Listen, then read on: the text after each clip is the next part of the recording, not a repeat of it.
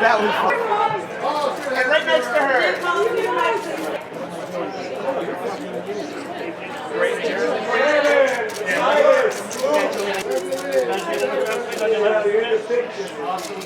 Here, look this way.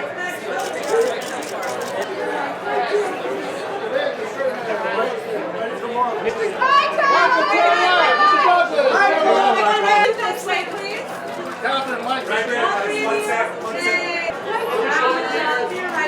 All the way to your left, Michelle, please. All the way back, Michelle.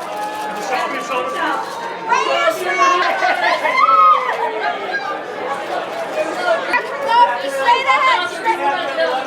Patrick. Bill, look at that. Bill, what's cooking? Bill, we're not on the green. Over the shoulder, Bill. And just look your eyes to the left. One last time. One more time. Hi, Katie. Only had one more chance.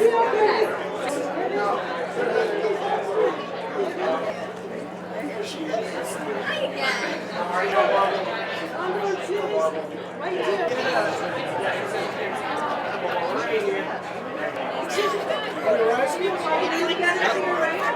They're like.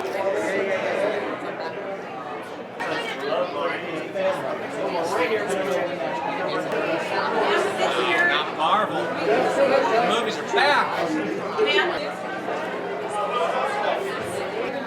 You're welcome.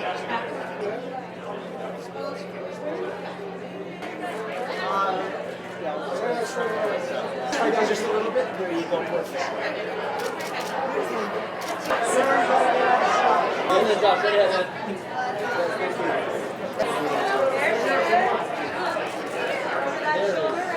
Perfect. I'll be helping you out. Center camera first, yes. There you go. Right here in the middle, guys. That's it.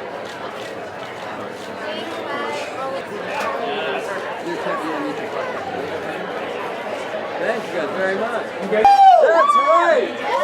That's right. And then right here, guys.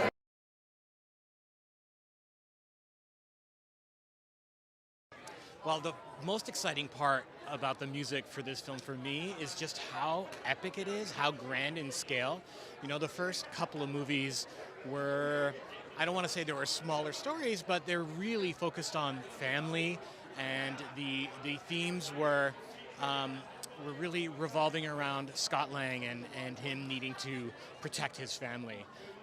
In this case, he's protecting not only our universe, but infinite universes. And the music has grown in scope and size to match that. And it's so fun as a composer to work with such a big palette like that. Making this movie was so much fun that now getting to celebrate it, it feels like the perfect excuse to bring all the same energy that we had when we were on set to a party. Like, this is amazing. I see fans lined up around Westwood. People are so excited. And I have to tell everybody, making this, the parts of it that I got to be present for, being with these incredible people, was so much fun. I had so much joy making it that I feel like if people in the theater even get a fraction of that, they're going to be in for one of the best movie-going experiences they've had in a very long time. I am a fan. I have grown up my entire life collecting comic books, going and waiting behind barriers to see if I could get a picture of, people making movies. I go to conventions and get autographs. So for me, getting to now be on this side of the aisle is a little weird, but it's really lovely, and I see them out there, and I'm proud of what we've made, because I know that as a fan, I'm proud of this, and I'm very excited about it. Wonderful. It's always so cool to see the fans do the cosplay of the Wasp, and especially the little ones. They're the cutest. I think I'm most excited for the audience to meet Kang, to get to know Janet Van Dyne a little bit more. She is so cool in this movie. And to see the quantum realm. It's stunning. I'm trying to stay as calm as possible, but I'm extremely excited. My family's here, my team's here, Kang is here officially, so it's something to celebrate. Look, cosplay, it's cool. It's cool, you know. It's cool to see yourself or see a character you play out in the world like that. You know, that it touches people on a pretty deep level. You know, and they haven't even seen the movie yet. Well, I'm so excited to see the fans tonight. That always gets me the most excited, to see the fans turn out, and there's so many of them here, and I just want to go take pictures with all of them. I'm really excited for the audience to discover Kang. I was so excited when I saw Kang, when I met Jonathan on set as Kang. I was scared out of my mind. And I'm really excited for everyone to meet Cassie Lang. I'm nervous, I'm excited. I feel really close to her, so I just hope everyone loves her as much as I do. I mean, this is my first red carpet, so I'm kind of like, what is this? It's insane. Really great energy. Everybody's like dressed up, and they look amazing. And yeah, just really excited. I think everybody's as excited as I am. I mean, we still have, I think family is like a huge part of Ant-Man in particular. So we have that, but I think what it really means to be a hero is going to be one of the biggest messages we have out of this one. You know, I was just talking with Paul Rudd and Peyton Reed, these people who jumped onto this little thing called Ant-Man many, many years ago, and believed us when we said, but we really believe this character, if he connects, can be the key and the linchpin to the bigger universe. And now here we stand at the premiere of Quantumania, which is the kickoff to Phase 5. And as people already saw in Endgame, where he helped save the whole world, which Scott Lang will remind you of if you were ever talk to him. It's really fun because this movie is not just, another story. It is a continuation of this family. You know, much more so than any other movie. Scott Lang and Hope and Cassie, and seeing this father and daughter and multiple father and daughters. It's very funny. It's very sweet. It's very relatable. And then we throw them all down to the quantum realm and introduce Kang, which for us is something we've waited many, many years to do. We saw a little glimpse of a version of him in the season finale of Loki on Disney+, but Jonathan Majors makes a gigantic and colossal impression into the MCU with Quantumania, and I can't wait for people to see it. You know, this is, of all of our films we've done since Endgame, this is the one that connects to the bigger picture, and that's what I'm excited about. Phase 4, we introduce a lot of fun, great characters on Disney+ and in theaters, and all of whom will be very important going forward.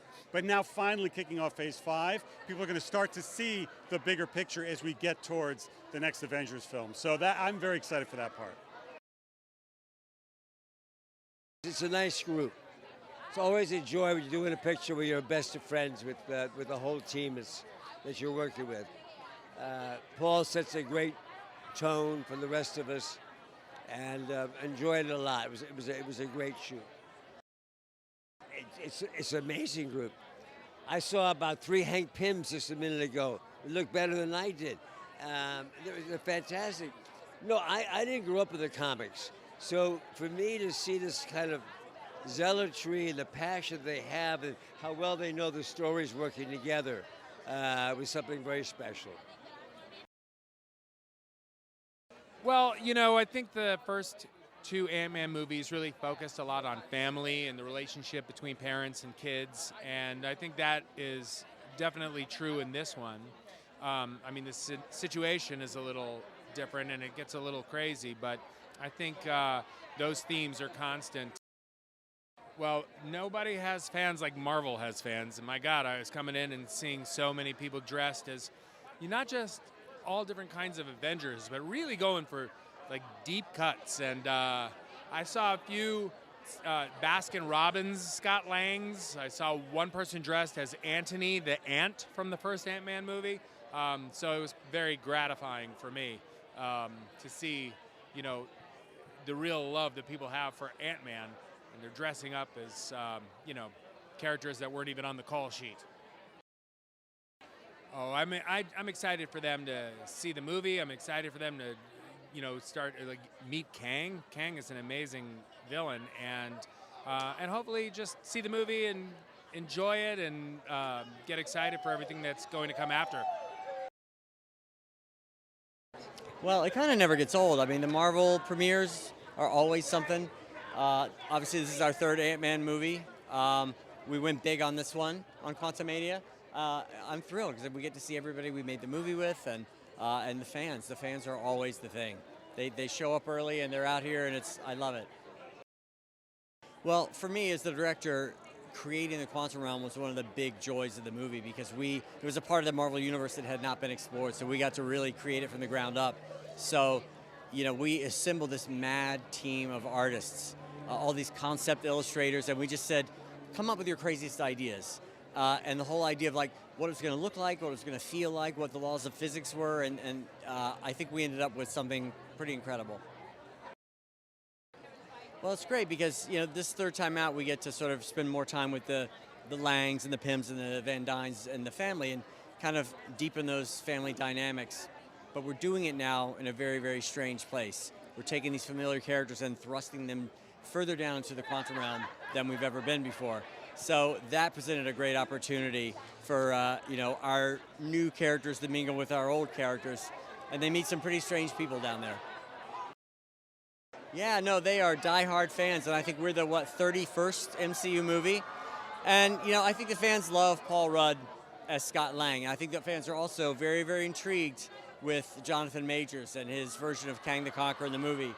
And we're kicking off Phase 5 and introducing this new big bad villain into the MCU, which I'm personally very, very excited about. It is a feeling of celebration. It's always mixed with some nerves. Obviously, there's a healthy dose of that as well too, because you're pulling back the curtain on something you've been working on. In this case, almost 4 years, which is pretty crazy to think about. But it's awesome. Yeah, I mean, we're so proud of the movie. It's been an amazing journey. Peyton's an awesome partner. The cast is amazing, and here we go. It's all about tonight. I'm most excited for the audiences to discover the quantum realm as a place and feel like it's this massive world that we've only just glimpsed a little bit of in this movie. Maybe there's more stories to tell there. And I'm excited for them to meet Kang, who's going to be such a big presence moving forward in Phase 5. And I think after they've seen this movie, where he sits and how important he will be very clear by the end of the night. I mean, it's intense. The energy is intense. I've never been on a carpet like this before, so it's the first time for me. So I'm sort of just kind of deer in the headlights about it.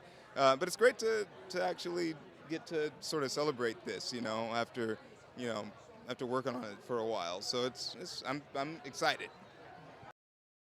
The stakes are a little bit higher in certain ways, and we're getting introduced to a big bad in this one. So everything is just sort of like turned up a notch, and I think that'll be interesting.